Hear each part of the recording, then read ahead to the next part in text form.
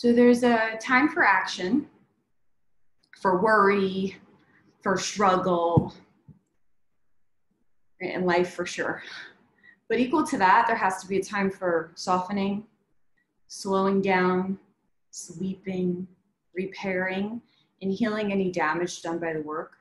Especially right now in this really charged time we're living through, I felt it was important to emphasize the words of a teacher I really respect to help us recalibrate the mind and give us permission to do the most healing thing possible, which is reconnect to the inner self, the meaning of our yoga practice. So I have a reading from Ram Dass.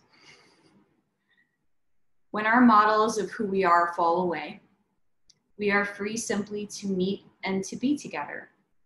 And when this sense of being encompasses all, one another, the park, the rain, everything, separateness dissolves and we are united in compassion.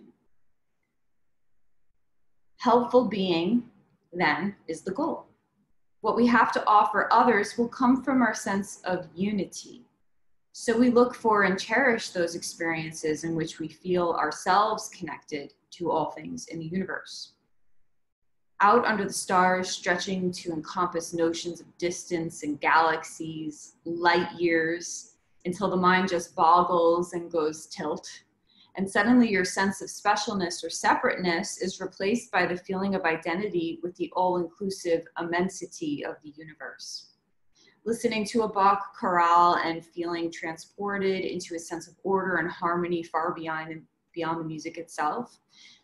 Harvesting the garden, smiling as you remember the spring planting, and appreciating the lawfulness of fruition in nature. The same life energy in you. Making love when you suddenly merge with someone very dear to becoming one, and you somehow feel more truly yourself than you ever had before. Or in service itself, comforting a crying child, reassuring a frightened patient, bringing a glass of water to a bedridden elder. When you feel yourself to be a vehicle of kindness, an instrument of love, there's more to the deed than the doer and what's been done. You yourself feel transformed and connected to a deep sense of identity. And that's just such a beautiful way of looking at the world, right? When we start to realize the bigger picture and really connect to the unity. Even in the midst of all this craziness, there is a unity underlying it. And that unity is very beautiful. And that unity has a flow to it and an intention to it. And it's very healing for us to let ourselves go to that space.